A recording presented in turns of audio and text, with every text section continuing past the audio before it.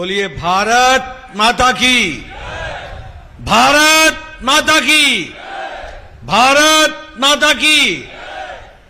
आज के इस चुनावी सभा में मंच पर उपस्थित हमारे उत्तर प्रदेश के लोकप्रिय उप मुख्यमंत्री, मेरे वरिष्ठ साथी श्री ब्रजेश पाठक जी, आप सबके बहुत ही लोकप्रिय प्रत्याशी श्री घनश्याम लोधी जी, मेरे साथी और मंत्रिमंडल में सदस्य श्री जेपीएस राठौर जी, हमारे राज्य मंत्री बलदेव सिंह औलख जी, हमारे क्षेत्रीय अध्यक्ष श्री सत्येंद्र सिंह सिसोदिया जी, हमारे जिला अध्यक्ष हंसराज जी, हमारे राज्य मंत्री उत्तर प्रदेश सरकार में जसवंत सैनी जी, हमारे एमएलसी हरि सिंह ढिल्लों जी, हमारे विधायक रामपुर से मेरे वरिष्ठ साथी आकाश सक्सेना जी, श्रीमती राजबाला सिंह जी, श्री सफीक अंसारी जी विधायक और समस्त विधायकगण, हमारे सभी पदाधिकारीगण, सम्मानित मंच और यहां इतनी बड़ी संख्या में एकत्र आए देवी और सज्जनों, मीडिया के मेरे साथी, प्रिंट मीडिया और इलेक्ट्रॉनिक मीडिया के मेरे साथी, मैं जब यहां रामपुर में आया हूं तो सबसे पहले तो यहां के प्रसिद्ध भमौरा के हमारे प्रसिद्ध शिव मंदिर को मैं नमन करते हुए अपनी बात को प्रारंभ करता हूं। साथ ही साथ रामपुर के नींव रखने वाले ऐसे राजा राम सिंह जी को भी याद करता हूं, जिन्होंने रामपुर की नींव रखी। ऐसे राजा राम सिंह कठेरिया जी को भी मैं नमन करते हुए अपनी बात को प्रारंभ करता हूं। मित्रों, ये चुनाव का समय है, ये चुनाव की बेला है और यहां जब मैं आया हूं तो अभी अभी प्रधानमंत्री जी ने हमारे भारत के पूर्व प्रधानमंत्री, जिनको हम किसानों के नेता के रूप में जानते थे, जिनका उत्तर प्रदेश में और देश में एक नाम रहा और किसानों की बात को लेकर के उन्होंने अपना जीवन लगाया, ऐसे चौधरी चरण सिंह जी को भी भारत रत्न से नवाजा गया प्रधानमंत्री द्वारा। उसके लिए भी मैं प्रधानमंत्री जी का धन्यवादी हूं। आज मैं काफी समय बाद रामपुर आया हूं।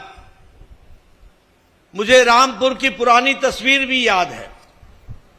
वह तस्वीर भी याद है जब यहां बहू बेटियां सुरक्षित नहीं थी। मुझे वह तस्वीर भी याद है जब व्यापारी सूरज ढलने से पहले अपनी दुकान बंद कर दिया करते थे। मुझे वह तस्वीर भी याद है जब यूनिवर्सिटी कॉलेज में जाने वाला बच्चा भी और हमारी बेटियां भी जब तक घर में सुरक्षित न पहुंच जाएं तब तक मां बाप की धड़कन धड़कती रहती थी। यह परिस्थिति भी देखी है और आज का, उस समय का माफिया राज भी हमें याद है। और आज शांति से उन्मुक्त होकर हमारी बच्चियां पढ़ने के लिए कॉलेज में, यूनिवर्सिटी में जा रही हैं और बेधड़क, बिना किसी रोक टोक के वह अपना जीवन में अध्यापन कर रही हैं। यह तस्वीर बदली है तो भारतीय जनता पार्टी और मोदी जी और योगी जी के कारण बदली है। इस बात को भी हमको समझना चाहिए। मैं यहां पर यह भी बताना चाहता हूं कि यहां लोगों की किडनैपिंग हुआ करती थी, एक्सटॉर्शन होता था, वसूली होती थी और लोग डर के मारे यहां से लोग अपना पलायन कर रहे थे। व्यापारियों को व्यापार करने में कठिनाई आती थी। लेकिन आज एक तरीके से भय मुक्त वातावरण में जो रामपुर का इलाका है, यह विकास की ओर आगे बढ़ रहा है और वन डिस्ट्रिक्ट वन प्रोडक्ट के तहत अग्रगणी रूप में आज आगे खड़ा हुआ है। मुझे आज खुशी हुई, मुझे यहां वायलिन भेंट में दिया गया। एक जमाने में रामपुर किस बात के लिए मशहूर था? किस बात के लिए मशहूर था? यानी हिंसा के लिए, चाकू के लिए। रामपुर का चाकू मशहूर, आज रामपुर का वायलिन दुनिया में मशहूर हो गया है। यह परिस्थिति आकर के खड़ी हुई है। मित्रों, मैं घनश्याम लोधी जी के लिए आपसे समर्थन मांगने आया हूं, लेकिन घनश्याम लोधी जी का सांसद बनना यह महत्वपूर्ण इसलिए है क्योंकि प्रधानमंत्री मोदी जी को तीसरी बार 400 पार करके हम लोगों ने प्रधानमंत्री बनाना है। और यह चुनाव घनश्याम लोधी जी का नहीं है, यह देश के विकास का चुनाव है। यह देश को विकसित करने का चुनाव है। यह जो मानसिकता प्रधानमंत्री मोदी जी के नेतृत्व में देश की राजनीति की बदली है और यह जो माइंडसेट बदला है, यह उसका चुनाव है। और जब मैं कहता हूं तो यहां माइंडसेट बदला है, यहां आत्मविश्वास आया है और आत्मविश्वास की कहानी आई है। यहां लोगों का भरोसा बना है और यहां पर गुड गवर्नेंस को हमको देखने का मौका मिला है। और प्रधानमंत्री मोदी जी ने राजनीति की संस्कृति, राजनीति का ढर्रा, राजनीति का कल्चर बदल डाला है। इसको भी हमको समझना चाहिए। पहले क्या होता था? कौन कैंडिडेट है, अगड़ा है कि पिछड़ा है, हिंदू है कि मुसलमान है, वोट बैंक की राजनीति है। हम वोट बैंक की राजनीति करते थे। अलगाववाद, ये ऊपर वाला है, ये नीचे वाला है, ये अगड़ा है, ये पिछड़ा है, ये फलानी जाति का है, ये फलानी जाति का है।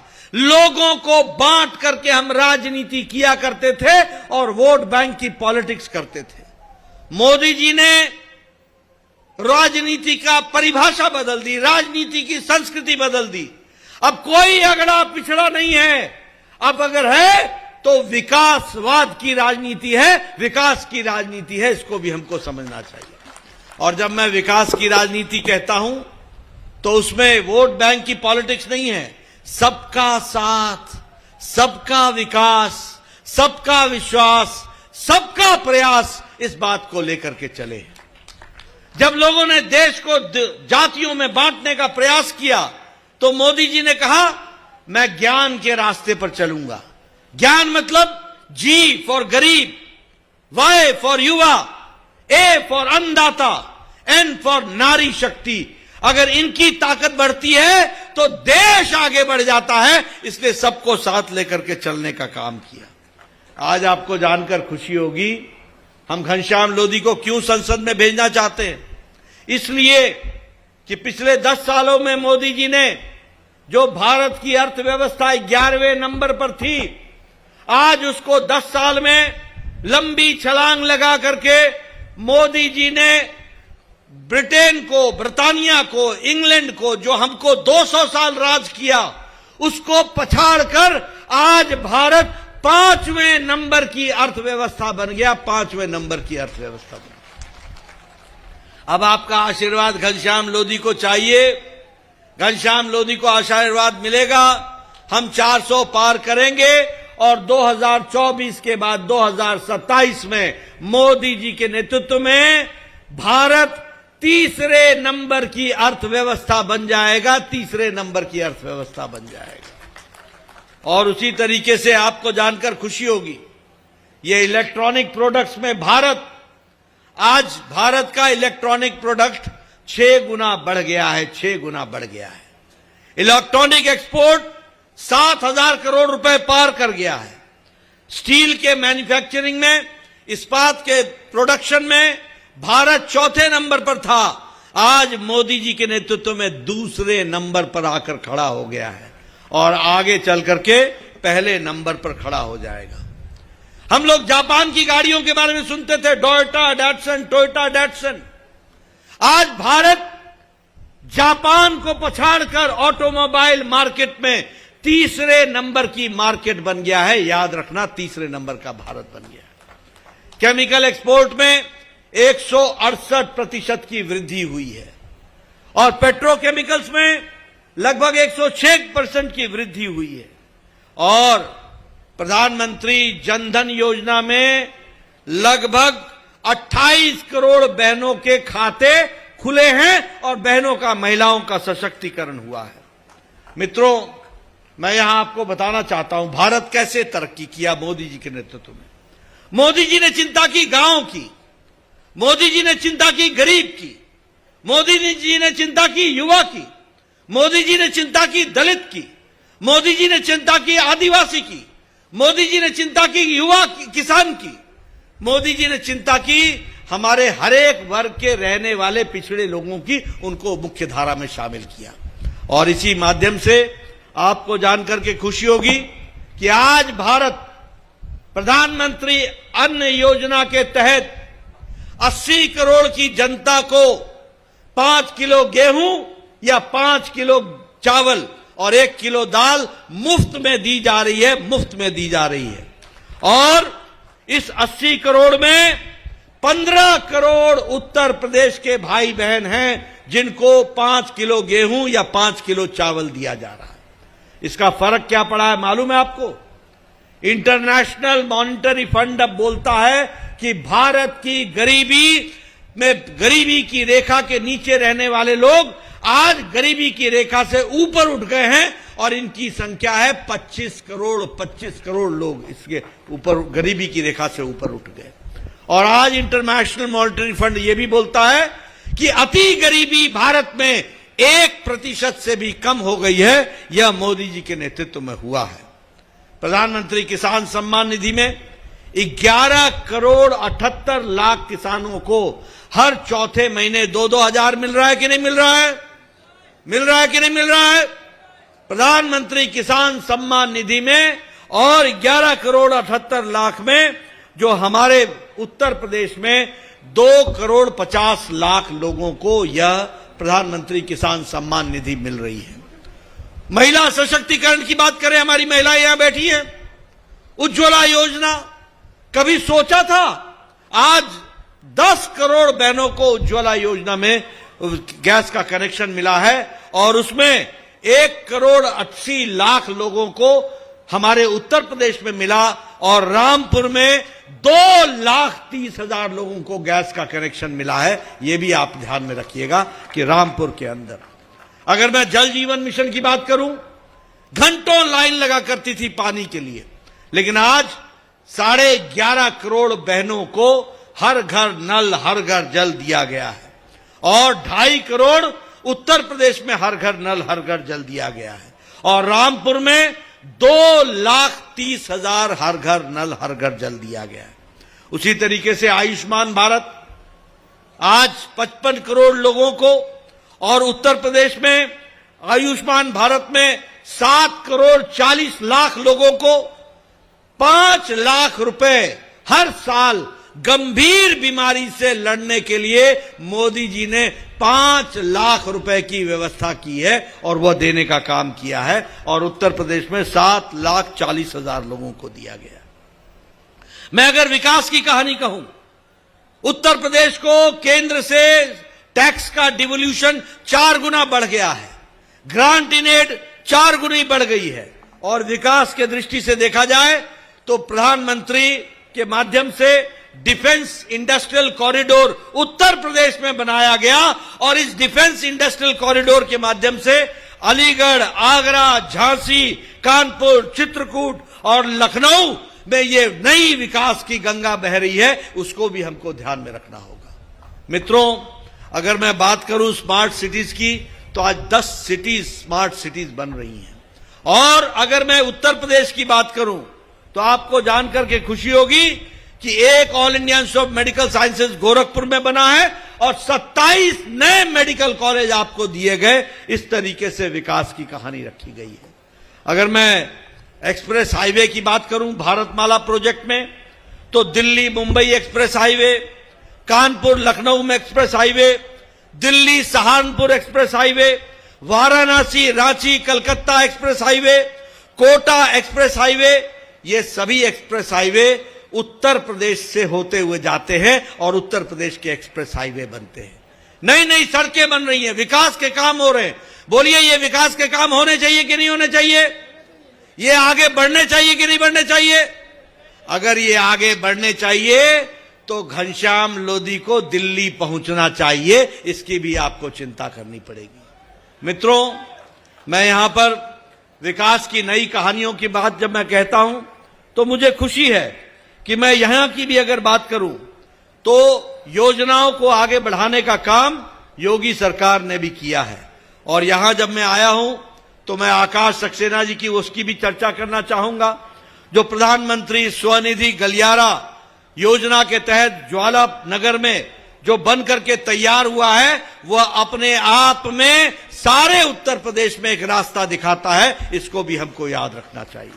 मित्रों, आज रामपुर में बिजली की व्यवस्था हर गांव में की गई है, हर गांव में बिजली को पहुंचाया गया है। हर गांव में विकास के दृष्टि से ग्रामीण सड़क योजना के तहत गांव में पक्की सड़क बन रही है और वो विकास की कहानी लिखी जा रही है।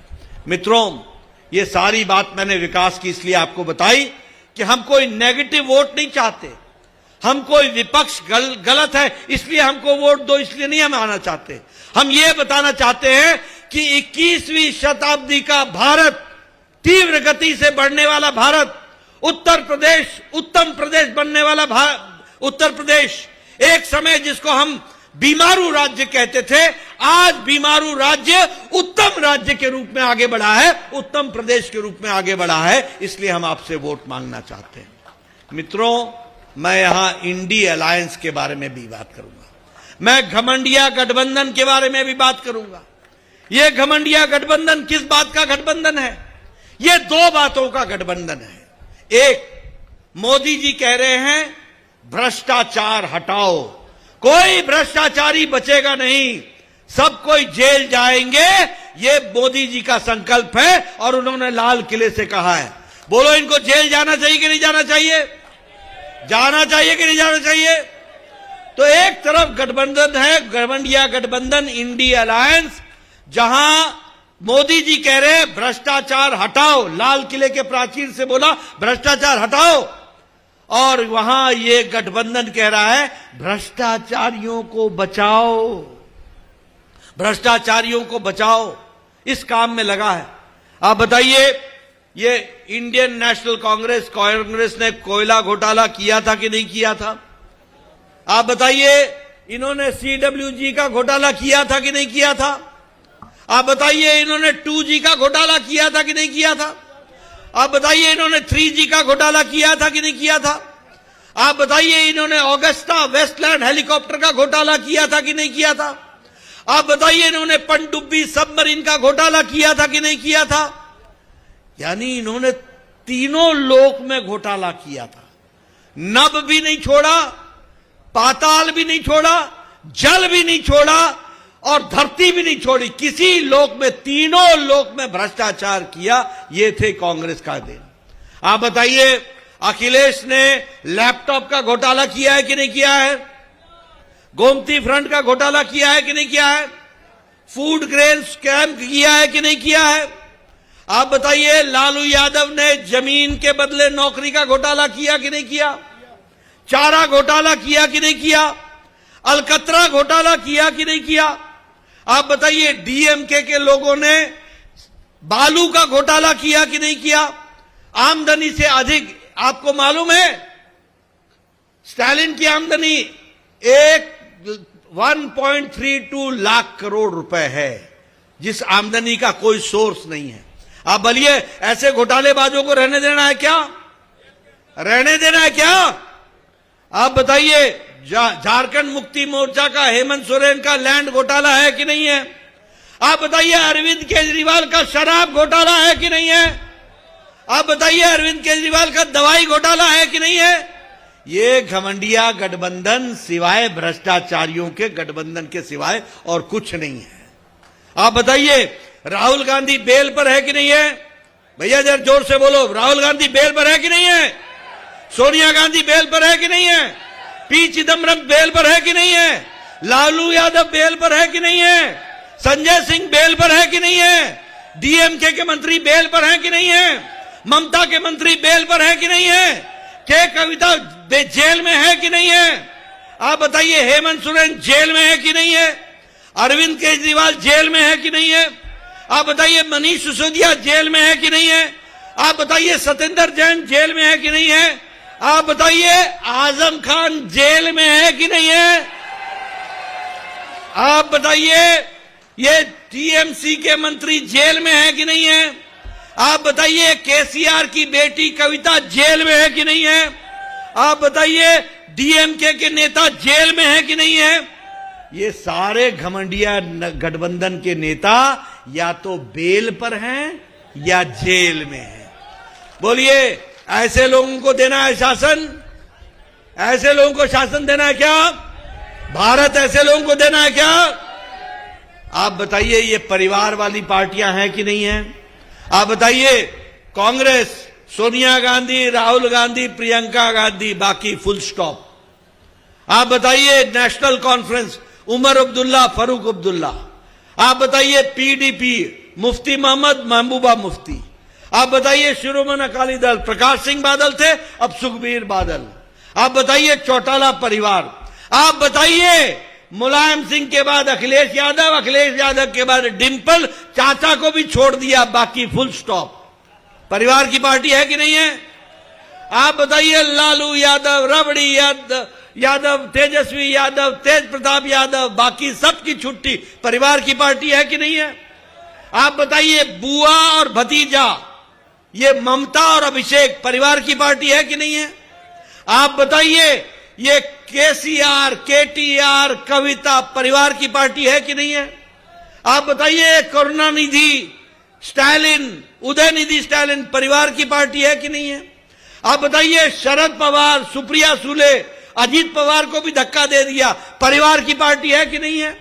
आप बताइए, ये उद्धव ठाकरे, आदित्य ठाकरे, परिवार की पार्टी है कि नहीं है? ये सारी, इनको आपसे कोई लेना देना नहीं है। इनको अपना परिवार बचाना है और भ्रष्टाचार चलाना है, ये इनकी पार्टी है। ऐसे लोगों को आने देना है क्या? ऐसे लोगों को भारत की राजनीति में रखने देना है क्या? मोदी जी ने सही कहा है कि नहीं, लाल किले के प्राचीर से भ्रष्टाचारियों को मैं दंडित करके रहूंगा। दंड देना है कि नहीं देना है? दंड देना है कि नहीं देना है? भारत का विकास करना है कि नहीं करना है? रामपुर की बदलती तस्वीर को आगे बढ़ाना है कि नहीं बढ़ाना है?